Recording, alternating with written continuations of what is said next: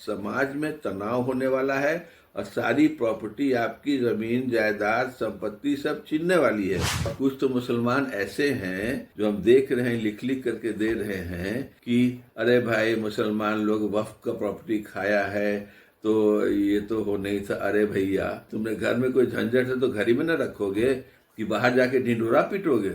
हम लोग की इज्जत लूटो, जमीन जायदाद लूटो। ऐसे भी मुसलमान हैं देश में। 20 करोड़ मुसलमान को आप क्या करिएगा? सबका गला काट दीजिएगा? सबका संपत्ति लेके क्या करिएगा? अरे भाई, हिंदुओं की प्रॉपर्टी है, हिंदू लोग मैनेज कर रहा है, वैसे ये भी मुसलमानों की प्रॉपर्टी मुसलमानों को मैनेज करना चाहिए। आप क्यों घुसा रहे हैं इसमें? अब हिबा का कॉन्सेप्ट ही खत्म कर दिया। आप मुस्लिम लॉ ही को नहीं मान रहे हैं। आप कह रहे हैं कि नहीं, वो मरा हुआ आदमी आके रजिस्टर करे पहले। कैसे हो सकता है कि सारी प्रॉपर्टी जमीन जायदाद छीनने की भली भांति साजिश हो गई है और हिंसा भड़काने की, पूरा समाज में टेंशन फैलाने का ये पूरा साजिश किया गया है। दोस्तों, आज आपके सामने एक बहुत अहम मसले पर बात करने आया हूँ। मेरा नाम अफजल अमानुल्लाह है और मैं रिटायर्ड गवर्नमेंट ऑफिसर हूँ। ये जो अहम मसला है वो सारे मुसलमानों के दिमाग में भी घूम रहा है। जो ये वो है कि वक्फ एक्ट के अमेंडमेंट की बात है। तरमीम किया जा रहा है वक्फ एक्ट में। ये आपका वक्फ एक्ट है 1995 का और सरकार ने अभी पार्लियामेंट में इसका अमेंडमेंट लाया है, तरमीम करने का, संशोधन करने का 2024 में, अभी पिछले पार्लियामेंट के सेशन में वक्फ एक्ट का अमेंडमेंट करने का। अच्छा, इसमें आप देखिएगा कि अमेंडमेंट जो है वक्फ एक्ट में अमेंडमेंट का जो बिल आया है, इस बिल में 44 पैराग्राफ्स हैं जिसमें 150 से ज्यादा अमेंडमेंट्स हैं। 150 से ज्यादा तरमीम करने की बात किया गया है, संशोधन करने की बात किया गया है मेन एक्ट में। ये बिल हमने पढ़ा है, पूरा पढ़ा है और 150 अमेंडमेंट को डिस्कस करने में 2 दिन लगेगा। तो उसके लिए अभी मौका नहीं है, वक्त नहीं है। 15-20 मिनट में हम आपके सामने पेश करना चाहते हैं कि इस बिल से पूरे कौम को क्या घाटा होने वाला है और क्या ये हम लोगों के साथ नाइंसाफी और बदमाशी की जा रही है। तो सबसे पहले दोस्तों, आप ये सराहिए कि 7 अमेंडमेंट्स के बारे में बताते हैं। सबसे पहले सेक्शन 3 का है। सेक्शन 3 का RI को इन लोगों ने हटाया है, जिसमें था कि वक्फ बाय यूजर के बारे में था कि वक्फ बाय यूजर अगर वो सीज कर जाता है फॉर व्हाटएवर रीजन तो वक्फ खत्म नहीं हो जाएगा, वो चाहे कितने दिन से वो सीज किया हुआ हो। इन लोगों ने वो पूरा क्लॉज ही ओमिट कर दिया है। अब इसको आपको समझाना होगा कि आपको जरा ध्यान दे के समझिए। जैसे हम आपको बिहार का एग्जाम्पल देते हैं। बिहार में क्योंकि हमने काम किया है और खास करके इस थोड़े से इस इलाके में काम किया है, तो अगर ये हटा दिया जाता है तो आप ये देखिएगा कि हम लोग का जो कब्रिस्तान है बिहार में, सर्वे किया था मेरे टाइम में जो हुआ था तो करीब 9,000 कब्रिस्तान का सर्वे हुआ था। उम्मीद हम लोग कर रहे थे कि 10,000 कब्रिस्तान है और हम लोगों ने घेराबंदी का स्टार्ट किया था, क्योंकि लॉ एंड ऑर्डर का प्रॉब्लम होता था कब्रिस्तानों के चक्कर में। कोई इनक्रोच कर रहा है, कोई इधर जा रहा है, उधर जा रहा है, कब्रिस्तान बढ़ रहा है, दूसरे लोग कब्रिस्तान में घुसे आ रहे हैं। तो लॉ एंड ऑर्डर की वजह से हम लोगों ने कब्रिस्तान की घेराबंदी करवाना शुरू किया था। तो 8,000 समथिंग कब्रिस्तान आइडेंटिफाई हुए थे उस वक्त। अभी लगता है 10,000 होंगे। अब इसमें दिक्कत ये है, इनमें से 10% भी वक्फ बोर्ड में रजिस्टर्ड नहीं है, माने 900 से भी कम कब्रिस्तान रजिस्टर्ड हैं।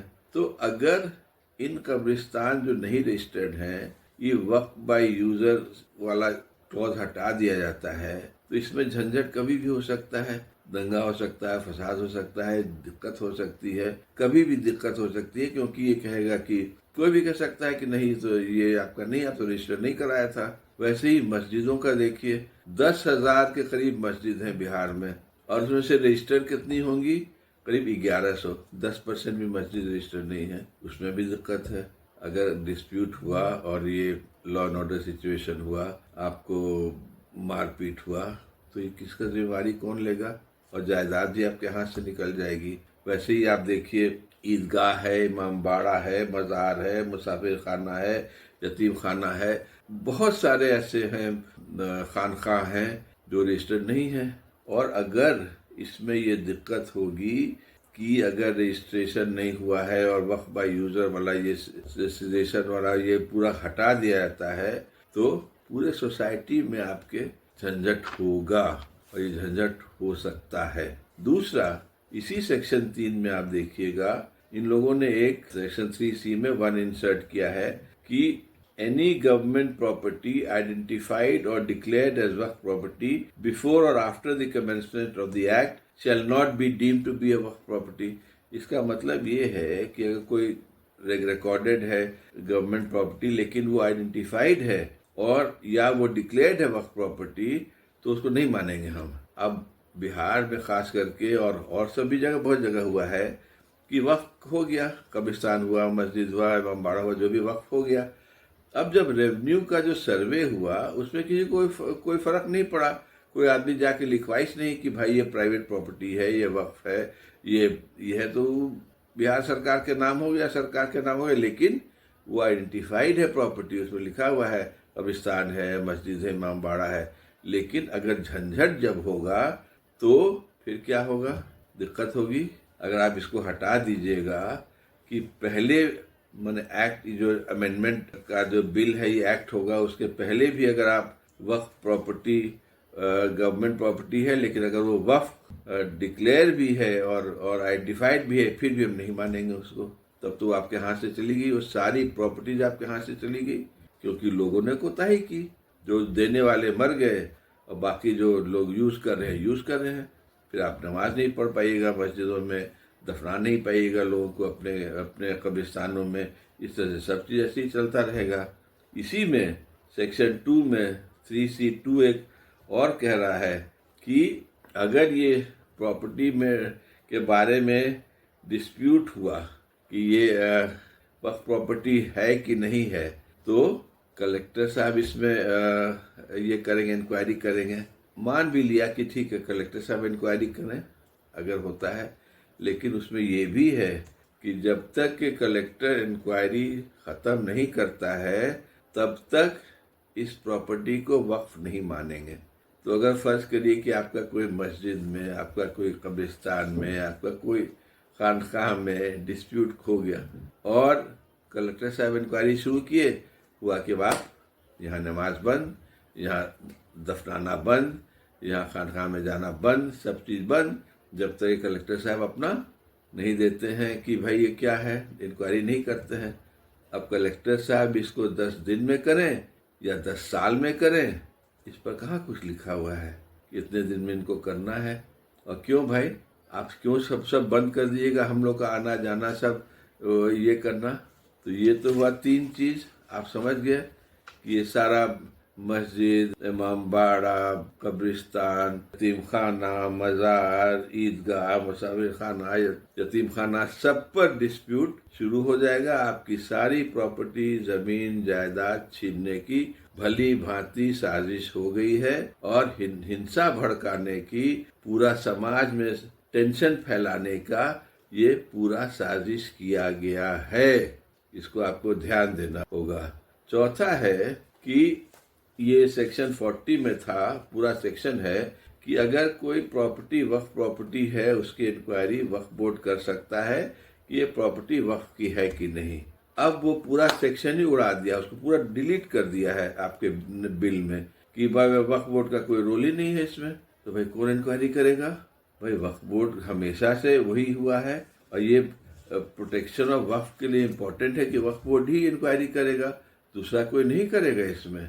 तो ये भी है। 5वां है रजिस्ट्रेशन के बारे में।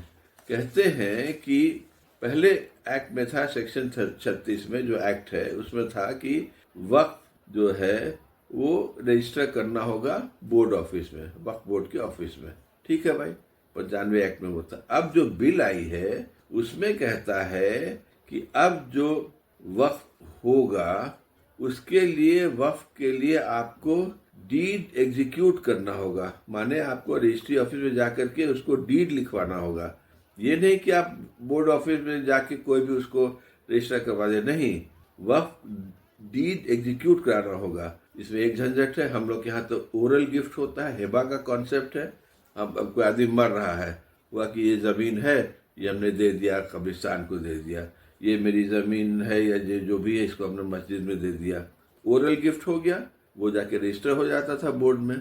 अब हिबा का कॉन्सेप्ट ही ख़त्म कर दिया। आप मुस्लिम लॉ ही को नहीं मान रहे हैं, आप कह रहे हैं कि नहीं, वो मरा हुआ आदमी आके रजिस्टर करे पहले रजिस्ट्रार के ऑफिस में कि ये हाँ ये हमने डीड एग्जीक्यूट करे, साइन करे। कैसे हो सकता है भाई, कैसे हो सकता है? छठा ये है दिक्कत की बात है कि लिमिटेशन एक्ट लागू नहीं होता था। 107 था वक्फ एक्ट में कि लिमिटेशन एक्ट लागू नहीं होगा प्रॉपर्टी रिकवर करने में। वक्फ प्रॉपर्टी को आप कर लिया है तो लिमिटेशन एक्ट लागू नहीं होगा उसके ऊपर। आप इसको ख़त्म कर दिया।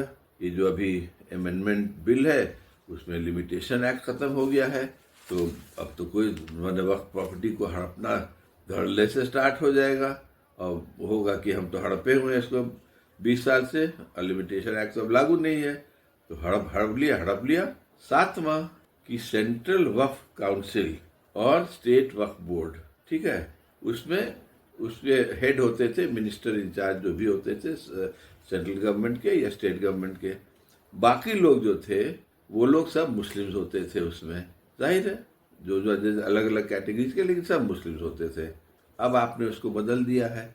अब आपने उसमें नॉन मुस्लिम्स को लिया है, गैर मुस्लिम्स को ला करके उसमें भर दिया है। मुसलमान बहुत कम हो गए हैं, पूरा बैलेंस शीट टर्न हो गया है। जबकि आप वही देखिए हिंदू एंडाउमेंट एक्ट में और हिंदू वाले इसमें, जो हिंदू नहीं है वो नहीं हो सकता, उसमें आ ही नहीं सकता है। अरे भाई, हिंदुओं की प्रॉपर्टी है, हिंदू लोग मैनेज कर रहा है, वैसे ये भी मुसलमानों की प्रॉपर्टी मुसलमानों को मैनेज करना चाहिए।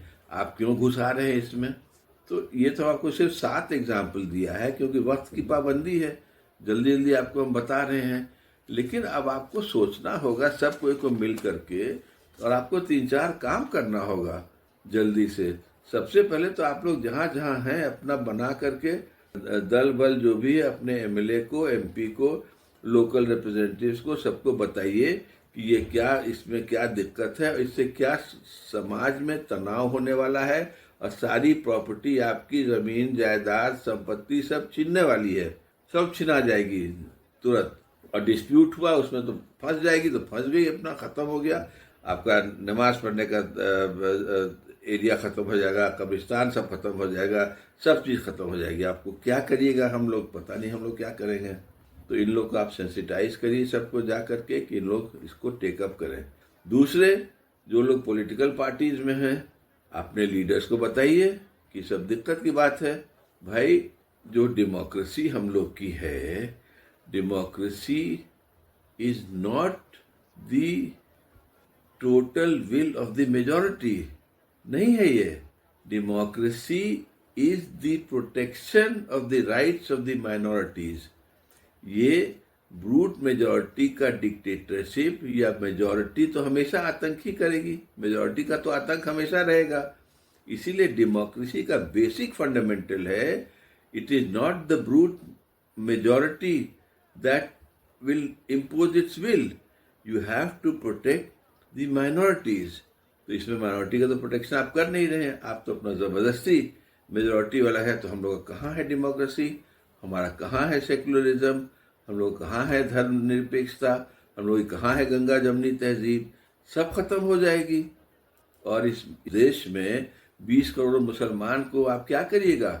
सबका गला काट दीजिएगा, सबकी जान मार दीजिएगा, सबका संपत्ति लेके क्या करिएगा? उन लोग क्या करिएगा? उन लोग को आप क्या बनाइएगा? कुछ समझ में आ रहा है? इस पर सोचिए, अपने नेताओं को समझाइए, अपने रिप्रेजेंटेटिव्स को समझाइए। और कुछ तो मुसलमान ऐसे हैं जो हम देख रहे हैं, लिख करके दे रहे हैं कि अरे भाई, ये तो मुसलमान लोग अपने आप पर लाया है, अरे भाई मुसलमान लोग वक्फ का प्रॉपर्टी खाया है, तो ये तो हो नहीं था। अरे भैया, अपने घर में न सलटाओगे? तुमने घर में कोई झंझट है तो घर ही में न रखोगे कि बाहर जाके ढिंढोरा पीटोगे? दूसरे लोग को बुलाओगे कि आओ बेटा, आओ मेरे घर में आओ, हम लोग की इज्जत लूटो, सामान लूटो, ज़मीन जायदाद लूटो। ऐसे भी मुसलमान हैं। तो खैर, उसमें हमको कुछ बोलना नहीं है, हमको सिर्फ बोलना है कि अंतोगत्वा बाय इन द एंड सब कोई को मिल करके इस बिल को टोटली रिजेक्ट करवाना है।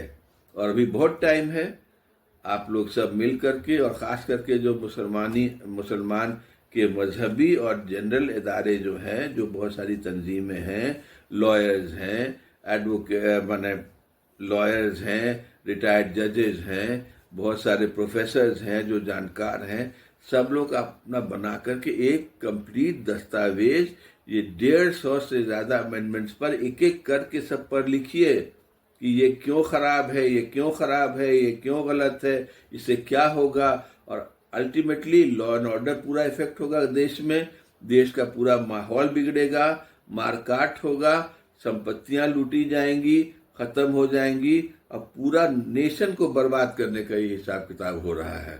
अब आगे आप लोग समझिए कैसे करिएगा, कैसे नहीं करिएगा, वो हमको जो बोलना था हमने बोल दिया। अस्सलाम वालेकुम।